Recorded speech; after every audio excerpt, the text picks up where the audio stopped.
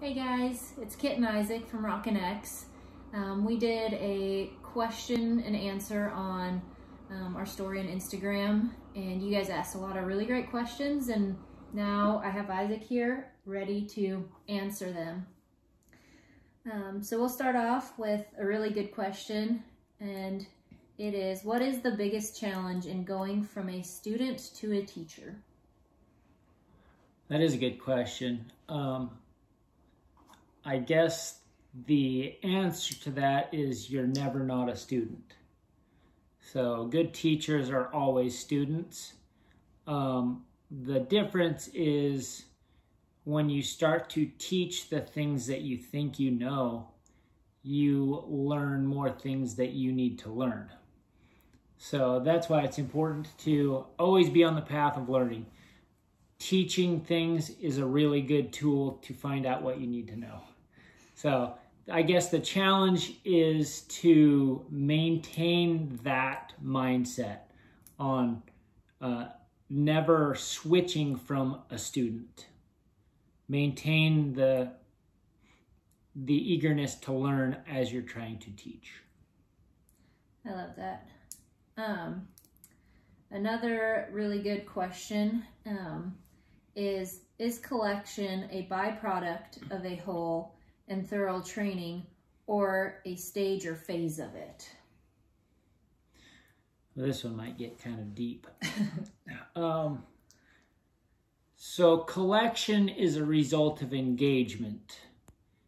Engagement starts day one, first ride on a horse. I've been taught by my teachers, Buck Brannaman specifically, the horse learns to engage one hind quarter at a time. Engagement is done linear. It's not done in circles or arcs. So I think of engagement as being able to do things even though it's in a circle or an arc. I think of them all as little straight lines.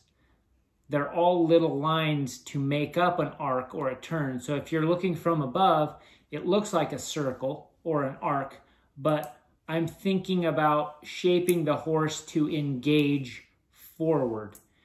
It's said in many disciplines of riding, they're looking for true straightness.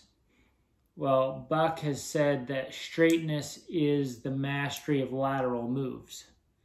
So in order to get a horse perfectly straight, they have to have mastered all of the lateral stuff, also done, like I was talking about, I think of them in straight lines.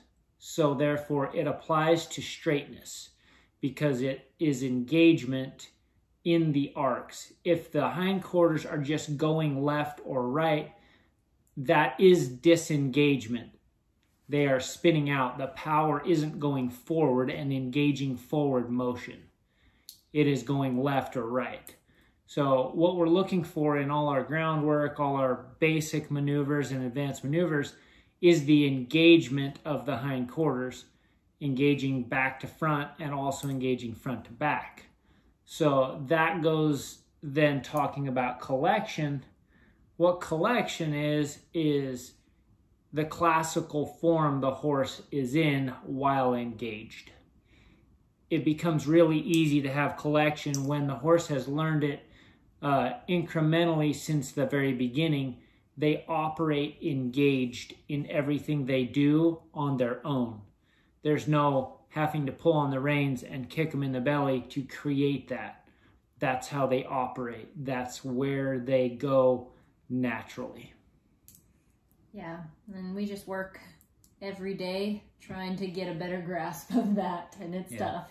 It's a big thing to think about because you technically, looking from above, are going in circles and arcs when in my mind, they're little lines. I'm thinking everything on a straight line.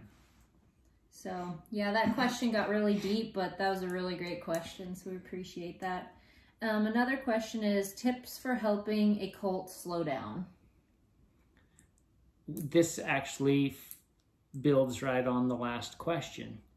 A lot of times when colts go fast or run off, it's because they're scared of something. They're running away from you because you're on their back, whatever it may be. The situation will be different. The fix will be different each time. But if since the beginning, mentally they have been engaged, physically they're engaged, and they are with you, the problem usually doesn't arise. What I think about is the level of quality that you expect in the maneuvers and the different things you do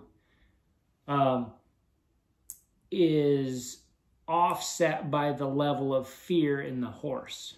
So if the horse is scared of things, the level of quality you can expect in the moves is very low.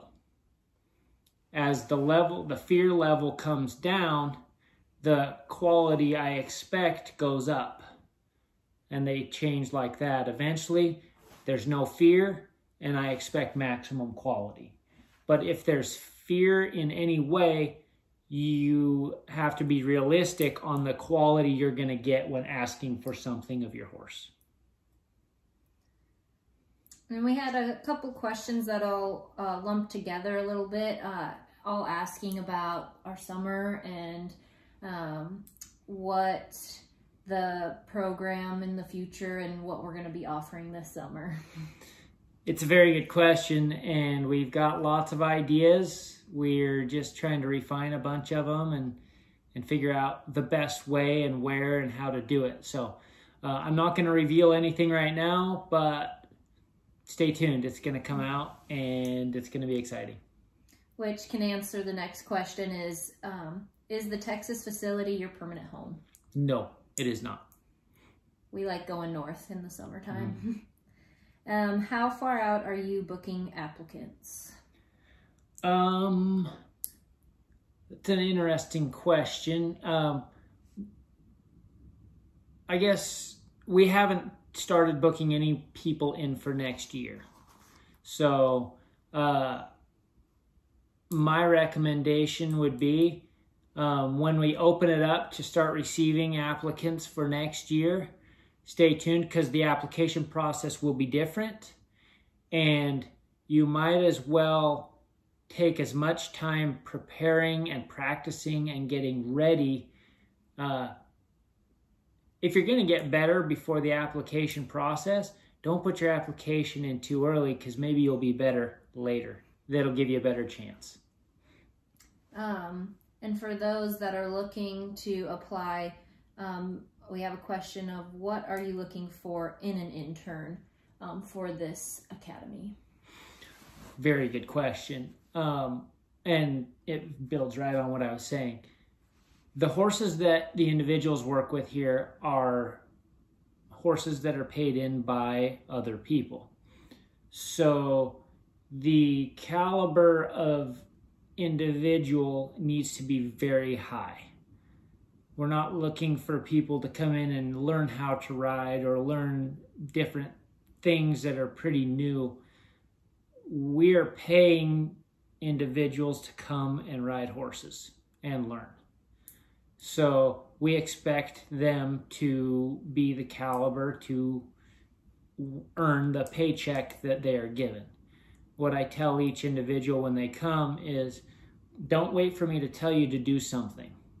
You are hired here, you're paid here to do what you do normally. I'm here to help you do that better. So they don't wait for me to tell them what horse to get, what move to work on. I want the people to know enough to go to work. That if I wasn't here, they'd do a pretty dang good job anyway. So that's the level we're looking for. It's not a clinic, a typical clinic. You're here to do what you do well and get better at doing it. Yeah, and that kind of leads into another question, viewing it from a horse owner's point on how do they know that their horse will improve throughout the academy booked in? Yeah, very valid question, because they don't necessarily know the person that they are giving their horse to work with, and that is on me. I guarantee that the horses will leave here better than when they showed up. So I take full responsibility of that, and that's why our application process has been pretty extensive and is going to get more so. So they can also see the history, the products that we've produced so far, the horses on our social media, and how well they have done, and the individuals that are here are doing an excellent job. We had a question that came in that is it ever too late to get into horsemanship? No, it isn't. But you need to be realistic about your goals and what you would like to accomplish. If it's later in life and you're willing to work hard, you can expect to get as good as you are able to work at it. I would recommend people not overstepping what they are capable of as far as jumping right into starting young horses. Wouldn't recommend that. Get a horse that you're going to be safe on and go learn that way.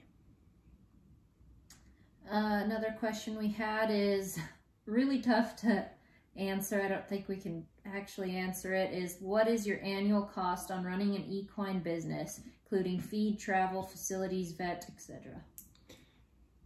High. But it depends. There's so many different equine business types. You got to make sure your horses are fed. You got to make sure they're looked after. You got to make sure you have enough money coming in that you can pay for their care if something is to happen or they are to get hurt. But maybe travel and stuff isn't in the cards. Maybe that's all you do. It depends. It can get very expensive. So it's very important to be very wise and plan very well before you jump into it, and then add some expenses that you don't expect, because they're going to come. Perfect. Well, I think we went over all the questions that came in. I lumped a few of them together, but they all had the same answer, and so we really appreciate you guys, with your questions, and we're going to do our best to keep updating on social media, and we're working hard. We each have a lot of horses that we're riding and helping people, and we're just super grateful for all the support. And so stay tuned, and we're excited to share more for what's next. Yep. Take care. Happy trails.